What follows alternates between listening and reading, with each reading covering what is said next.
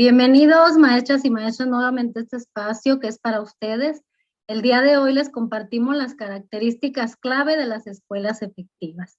Esperamos y que de esta manera contribuyamos de alguna manera con el proceso de formación y su proceso de evaluación.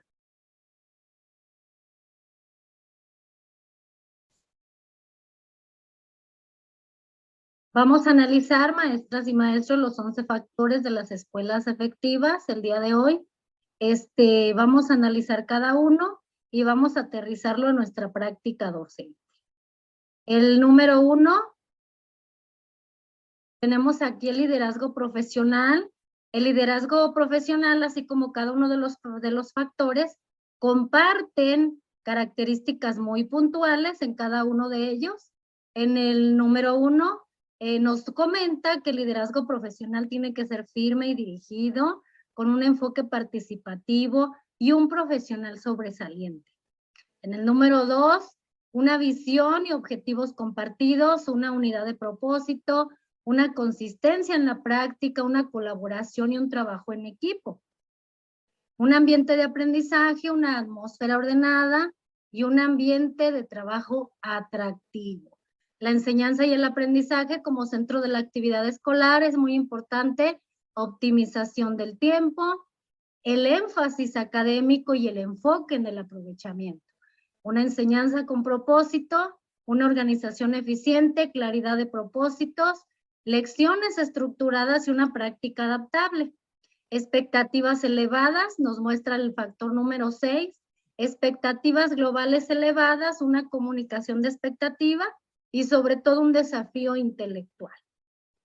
Número 7, un reforzamiento positivo, una disciplina clara y una justa retroalimentación. Aquí en esa disciplina clara y justa vamos a analizar los roles que se dan precisamente en las aulas y cómo es que el maestro realiza ese feedback, esa retroalimentación que es muy importante y hasta qué punto va a tener un impacto. Eso es muy importante, maestras y maestros. El seguimiento de los avances, un seguimiento del desempeño del alumno y una evaluación del funcionamiento de la escuela. Además, los derechos y responsabilidades de los alumnos, evaluar la autoestima del alumno, posiciones de responsabilidad y control en el trabajo. Enseguida tenemos el factor número 10, que nos habla de la colaboración hogar y escuela, esa participación tan importante que nos habla de cómo es importante, maestras y maestros, volver a rescatar ese eslabón en cuanto al aprovechamiento escolar se refiere, que es la participación activa y propositiva de los padres de familia. También una organización para el aprendizaje, una formación y actualización del personal académico, también es muy importante, maestras y maestros, porque esto va a determinar precisamente el cumplimiento o no de esas características que tiene que tener toda escuela efectiva. Vamos a enfocarnos primeramente al número 1, que es el liderazgo profesional. Casi todos los estudios sobre efectividad escolar han demostrado que el liderazgo, tanto en primaria como en secundaria, es un factor clave. Gray, 1990, argumenta que la importancia del liderazgo de la dirección es uno de los mensajes más claros que ofrece la investigación sobre efectividad escolar. Señala el hecho de que no ha surgido evidencia alguna de escuelas efectivas con un liderazgo débil en las revisiones de las investigaciones sobre efectividad. Entonces aquí vemos claramente, maestras y maestros, que para que se pueda iniciar y se pueda mantener el mejoramiento de la escuela, necesariamente necesitamos un liderazgo profesional, un liderazgo preparado que tenga una misión, una visión, un objetivo claro de todos los propósitos o el propósito general que se tiene para tener respuesta al rendimiento académico de nuestros alumnos, para puntualizar precisamente ese proceso de enseñanza y de aprendizaje. El liderazgo no se relaciona simplemente con la calidad de los líderes individuales, aunque esto sea por supuesto importante. También resulta fundamental el papel que juegan los líderes, su estilo gerencial, su relación con esa misión, con esa visión que tiene la escuela, los valores, las metas, y cómo hasta cierto punto ese liderazgo va a trabajar que se lleve a cabo precisamente ese trabajo armonioso, ese trabajo colaborativo con cada uno de los maestros. Al revisar la literatura sobre investigación como un todo, parecería que los diversos estilos de liderazgo pueden asociarse a las escuelas efectivas. Y se ha resaltado una amplia gama de los aspectos del papel de los líderes en las escuelas, como concluyeron Bosser en 1982. Ningún estilo simple de dirección parece ser apropiado para todas las escuelas. Los directores deben de encontrar un estilo y las estructuras más adecuadas a su propia situación local. Ya hemos hablado en anteriores estudios que cada escuela, que cada grupo, que cada alumno, cada sujeto, cada escuela tiene sus propias características que lo definen, al igual cada contexto. Entonces, un quehacer que tiene que realizar el director, ese liderazgo que tiene que proyectar en cuanto a aplicarlo de acuerdo a las necesidades, intereses y características de su propia escuela y de su propio contexto. Sin embargo, una revisión de la literatura revela que se ha encontrado con frecuencia 3 características asociadas con el liderazgo exitoso, y estas son: fuerza en los propósitos, involucrar al cuerpo académico en la toma de decisiones y una autoridad profesional en los procesos de enseñanza y de aprendizaje. ¿Por qué tiene que ser un liderazgo firme y dirigido? Bueno, el liderazgo efectivo es por lo general firme y con un propósito. Aunque algunos estudios de caso han demostrado ejemplos aislados de escuelas donde el liderazgo central lo representa otro individuo, la mayoría ha demostrado que el director o la directora es el agente clave que contribuye al cambio de muchos de los factores que afectan o benefician en su caso precisamente a la efectividad escolar. Porque tiene que tener un enfoque participativo. Una segunda característica de los directores o directoras efectivos es la de compartir la responsabilidad de liderazgo con otros miembros del equipo, de funcionarios de alto rango y de involucrar de manera más general a los maestros y maestras en la toma de decisiones. Recordemos que un buen líder siempre será aquel que tome en cuenta los puntos de vista, la lluvia de ideas, la expresión de sus maestros. ¿Por qué? Porque ellos son los que están atendiendo a los alumnos, a los grupos. Entonces, ellos sin duda saben las características propias de sus aulas, de sus alumnos, de ese proceso de enseñanza y aprendizaje, y sin duda le van a dar información al directivo para saber cómo encauzar, hacia dónde dirigir las metas o los propósitos que están establecidos en la escuela. De igual manera, ese líder profesional va a derogar responsabilidades a cada uno de los maestros de tal manera que ese colectivo trabaje de manera colegiada y comparta responsabilidades y abone a ese proceso, a esos propósitos que se persiguen en los programas de mejora continua, maestras y maestros. Siempre el trabajo en equipo y bien dirigido será mejor. Un profesional sobresaliente, en la mayoría de los casos, un director efectivo, no es simplemente el administrador o director de mayor antigüedad, sino que en cierto sentido es un profesional sobresaliente. Esto implica que se involucra en lo que sucede en las aulas, incluyendo el currículo, domina estrategias de enseñanza, de aprendizaje, sabe cómo se debe de dar un seguimiento al progreso del aprendizaje de nuestros alumnos, domina ambientes de aprendizaje, estrategias de lectura, de producción de textos, de cálculo mental, de evaluación desde el enfoque formativo, en fin. Ese director tiene que cumplir con ese andamiaje profesional que le va a permitir, una, llevar el cauce de su escuela y segunda, apoyar a sus maestros en este proceso de enseñanza y de aprendizaje. En la práctica esto implica proveer de varios tipos de apoyo a los maestros, incluyendo tanto estímulos como asistencia práctica. También implica que el director debe proyectar un perfil de altura por medio de acciones tales como desplazarse frecuentemente en la escuela, ahondar, investigar qué está pasando en su escuela, visitas a las aulas, ¿verdad? Esas visitas formativas que luego contribuyen al proceso de formación de los maestros y esas conversaciones informales también con los maestros, con padres de familia y hasta con los alumnos. Número 2, es necesario tener una visión y objetivos compartidos. La investigación ha demostrado que las escuelas son más efectivas cuando el personal construye un consenso sobre los objetivos, sobre los valores de la escuela y los pone en práctica mediante formas sólidas de colaboración en el trabajo y toma de decisiones. Para ello, maestras y maestras, es muy importante tomar en cuenta la unidad de propósito.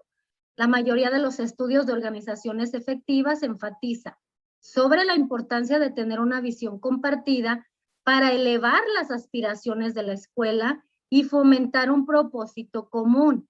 Esto es particularmente importante en escuelas que han sido puestas a prueba para lograr objetivos difíciles, mismos que frecuentemente se contraponen y que por lo general tienen una enorme presión exterior.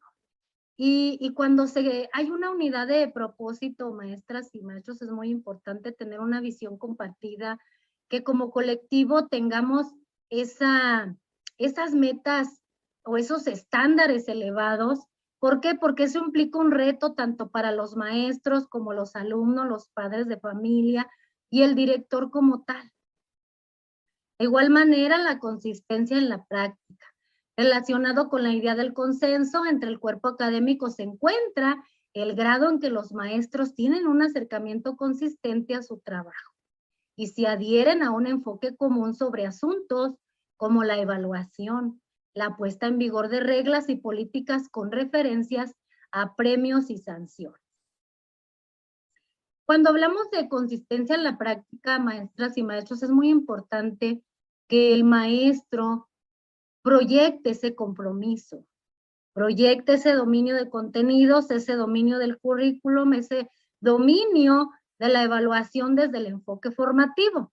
También vemos aquí la colaboración y el trabajo colegiado, que el trabajo colegiado y la colaboración son condiciones importantes para la unidad de propósitos.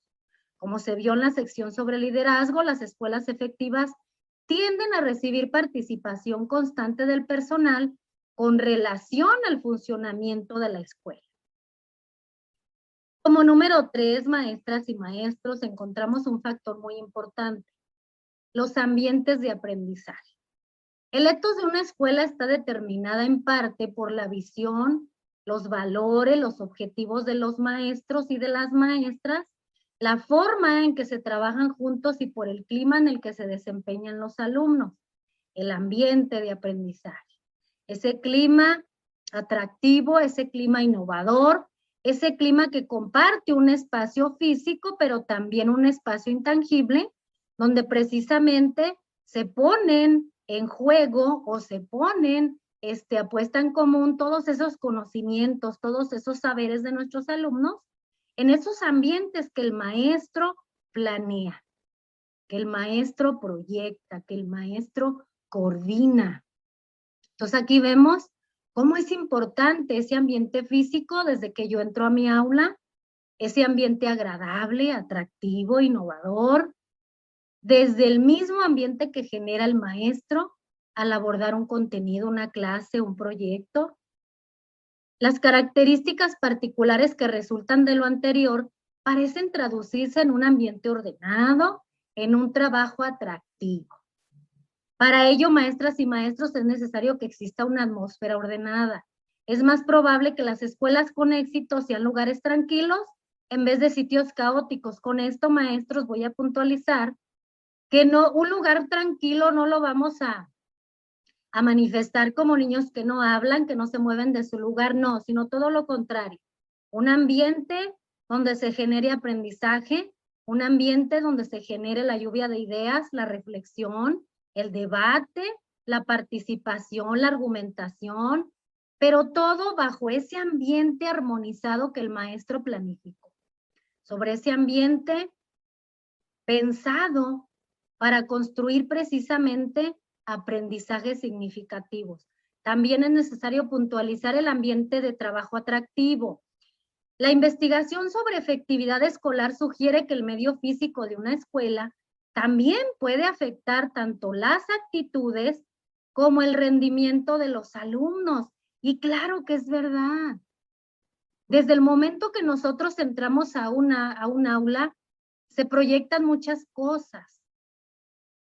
Es un ambiente que me agrada, que me gusta, que me invita a entrar, que me causa curiosidad en cuanto a cómo será la práctica educativa de ese maestro, de esa maestra, si está proyectando innovación, dominio de la tecnología, dominio de sus contenidos, diversifica en el uso de materiales. Entonces quiere decir que está atendiendo a las necesidades y a los intereses de los alumnos. Número 4, también es muy importante la enseñanza y el aprendizaje, que de hecho es medular como centro de la actividad escolar. Los propósitos básicos de las escuelas son la enseñanza y el aprendizaje, y eso no los debemos de perder de vista en ningún momento.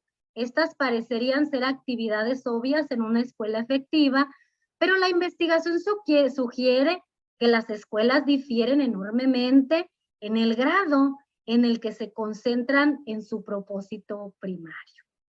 Aquí vemos que el autor nos hace notar que la efectividad de la escuela es evidentemente interdependiente de la enseñanza efectiva del aula.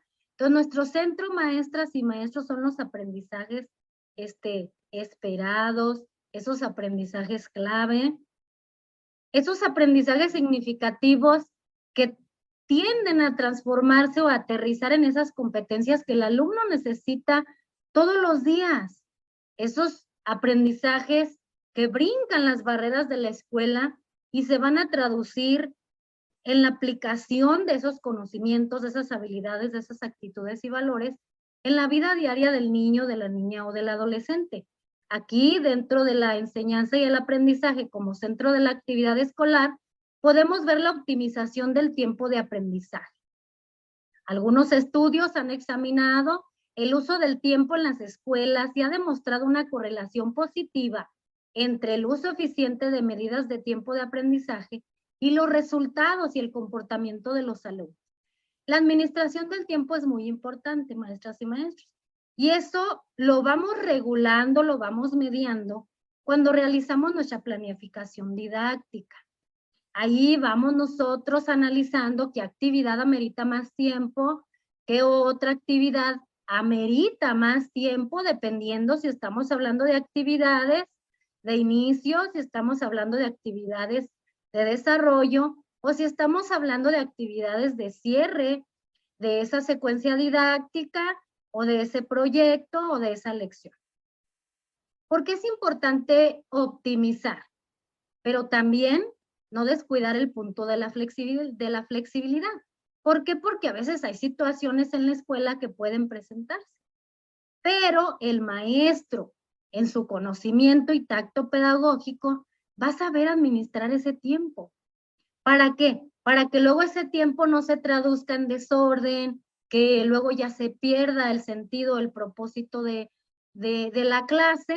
Entonces, por eso es muy importante administrar el uso de nuestro tiempo. El énfasis académico, maestras y maestros, se refiere. Numerosos estudios sobre escuelas primarias han encontrado también que las escuelas excepcionalmente efectivas tienden a enfatizar el dominio del contenido académico como un aspecto importante de sus programas de enseñanza. Aquí, maestras y maestros, es muy importante dominar lo que vamos a enseñar. dominar el currículo, dominar aquellos aprendizajes esperados, dominar aquellos aprendizajes clave, dominar la esencia del contenido que estamos enseñando, lo que queremos alcanzar. ¿Para qué? Para puntualizar precisamente en el conocimiento de los alumnos, en todo aquello que queremos que ellos aprendan. Después tenemos el enfoque en el aprovechamiento. Algunos investigadores han examinado como una medida del énfasis académico el grado en que una escuela se concentra en el aprovechamiento de los alumnos.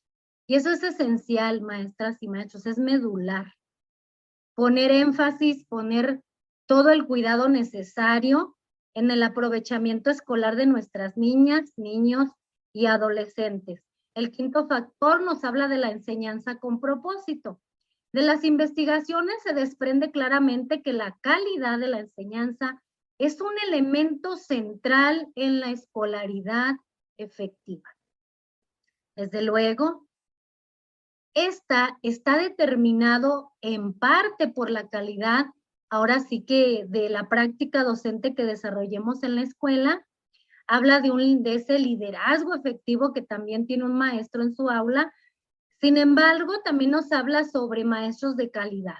Y yo ahí quiero puntualizar, maestras y maestros, porque todos los compañeros y compañeras enfrentan situaciones diferentes en sus aulas y siempre sacan la casta con ese compromiso de enseñar a nuestras niñas, niños y adolescentes, con esa innovación en sus prácticas, con ese diseño de materiales didácticos diversos.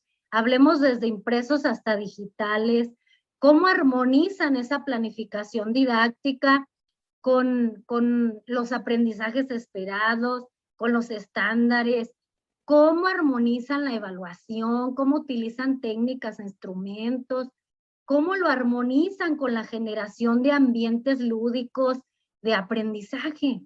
Entonces el maestro, ya por experiencia y por propósito inherente, puntualiza siempre en el aprovechamiento escolar de los alumnos.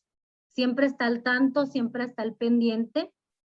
Y yo soy de las maestras que puedo asegurar que todos los maestros y maestras tienen un tacto pedagógico tan puntual que están siempre al tanto de la generación de aprendizajes, de apoyar a esos alumnos en rezago con ciertas adecuaciones, pero siempre están poniéndose la camiseta ante nuevos retos, ante nuevos tiempos, y eso es aplaudible.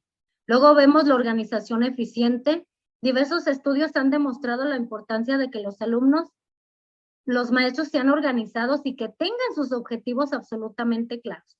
Por ejemplo, si un maestro está diseñando su secuencia didáctica y tiene un dominio de los contenidos de las lecciones, del proyecto, de lo que él vaya a enseñar, tiene claro su ambiente de aprendizaje, tiene claro qué técnicas de evaluación va a usar, tiene claro qué instrumentos va a usar, cómo va a ser partícipes a los papás, si en esta ocasión los va a hacer o no, cómo va a generar esos ambientes, qué materiales va a utilizar, en base a qué necesidades, en qué intereses.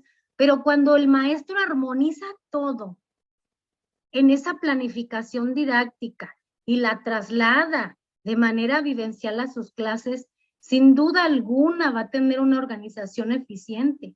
Y todos aquellos resultados que él quiere obtener en cuanto a aprendizajes estamos hablando, en cuanto a habilidades, en cuanto a valores y actitudes, claro que lo va a lograr. ¿Por qué? Porque tiene una claridad en sus propósitos, tiene sus lecciones bien estructuradas. Entonces, en un resumen, podemos decir que el magisterio es totalmente efectivo, porque enseña a una totalidad, enseña de acuerdo a las necesidades e intereses, es incluyente, tiene prácticas equitativas, tiene bien presente cómo va a evaluar y en base a esa evaluación cíclica, cómo va a hacer replanteamientos, cómo va a hacer esas retroalimentaciones a nuestros pequeños. Es muy importante porque es un maestro que está consciente de lo que está haciendo, consciente de lo que quiere obtener, tiene una actitud de innovación, tiene una actitud propositiva, se refleja en sus clases, se refleja en esos ambientes que ha planificado.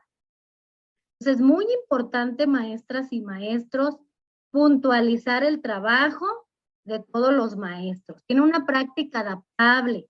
Aunque la investigación sobre efectividad escolar presenta diversos factores correlacionados consistentemente a mejorar los resultados, también muestra que la aplicación de materiales y procedimientos requeridos en el programa con frecuencia no mejoran, así lo dice aquí.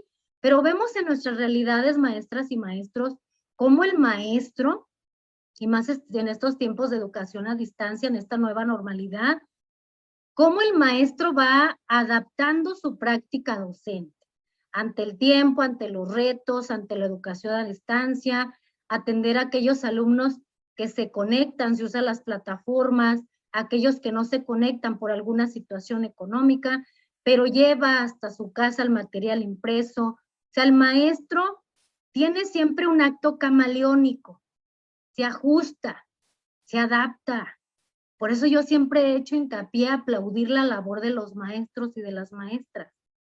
Luego, cuando hablamos del desafío intelectual, dice que una causa común del bajo aprovechamiento de las alumnas o alumnos es la incapacidad de estimularlos. Pero vemos en nuestra realidad, maestras y maestros, cómo cada maestro impregna en sus lecciones, en sus proyectos, en sus actividades, ese desafío intelectual, que luego resulta hasta apasionante para el maestro y apasionante para el alumno. ¿Por qué? Porque me están retando mis facultades, están retando lo que puedo hacer, lo que no puedo hacer, me están sacando de mi zona de confort. Entonces, es muy importante aplicar o hacer énfasis en esos desafíos intelectuales que realizamos todos los días. Luego vemos ese reforzamiento positivo, ya sea en términos de patrones de disciplina o de retroalimentación a los alumnos, es un elemento importante en la escolaridad efectiva. Nos dice Walber, 1984, es una importante reseña de estudios de métodos de enseñanza, encontró que el razonamiento era el factor más poderoso de todos. Y aquí sin duda vemos cómo en la práctica docente damos la oportunidad a nuestros alumnos de reflexionar, de analizar, de aportar, de argumentar, de dar lluvia de ideas, de predecir, pero siempre el maestro le brinda ese espacio para el razonamiento, lo invita a reflexionar al alumno, y eso es muy aplaudible, porque sin duda este es uno de los factores muy importantes en las escuelas efectivas. Luego vemos que hay una disciplina clara y justa. La buena disciplina es una coordinación importante para un clima de orden, pero esta se obtiene con mejores resultados a partir de la pertenencia y de la participación, a partir quizás de normas establecidas, pero concordadas por todo el grupo. Pero esa disciplina clara y justa vamosla encaminando precisamente a esos ambientes de aprendizaje armoniosos, planificados, que todo lo que se genera dentro del aula es porque va dentro, va incrustado de manera inherente en mis actividades, y que todo lo que se haga dentro del aula sea consecuente al logro de los objetivos que ya nos planteamos. La retroalimentación, aquí es muy interesante analizar ese feedback que se tiene entre el alumno y entre el maestro. ¿Por qué es importante, maestras y maestros? Porque en la medida que yo retroalimente, va a ser en la medida con esa confianza que el alumno se va a apropiar de esa retroalimentación y le va a dar un puntual seguimiento con el apoyo del maestro. Pero lejos de tomarlo como un acto sancionador, lo vamos a tomar como un acto de oportunidades. Oportunidades para abonar en el proceso de enseñanza y de aprendizaje del alumno, como ese proceso en el cual vamos a abonar. Luego vemos el seguimiento de los avances, mecanismos bien establecidos para evaluar el funcionamiento y adelanto de los alumnos, de los grupos y de la escuela en general, así como de los programas de mejoramiento. Son características importantes de muchas escuelas efectivas. Aquí más que nada ese refuerzo positivo, ese seguimiento de los avances, el maestro y la maestra tenemos que tener claro qué técnicas y qué instrumentos de evaluación desde el enfoque formativo vamos a aplicar, y cada uno de estos instrumentos, ¿qué es lo que va a evaluar? ¿Qué quiero yo? ¿Qué información quiero yo obtener de esas técnicas y de esos instrumentos?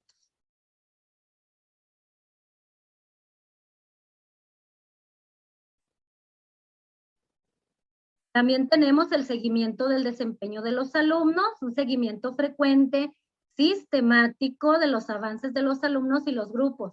En sí mismo, tiene poco efecto en el rendimiento, pero se ha demostrado que es un ingrediente importante del trabajo de una escuela efectiva. ¿Por qué?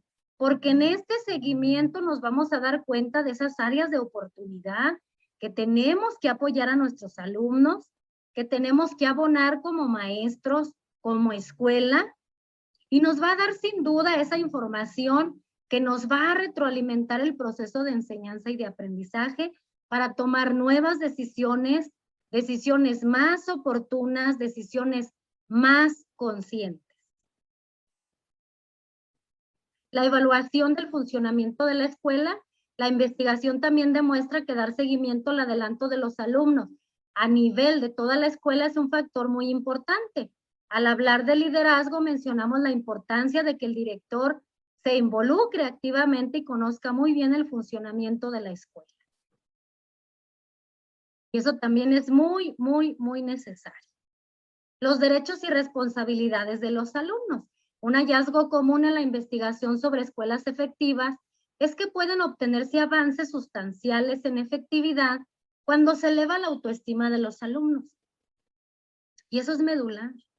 Recordemos que la nueva escuela mexicana nos habla precisamente de que abonemos a esa integralidad, a esos conocimientos sí, a esas habilidades sí, a esas actitudes sí, pero también a la parte socioemocional de los alumnos, ¿verdad?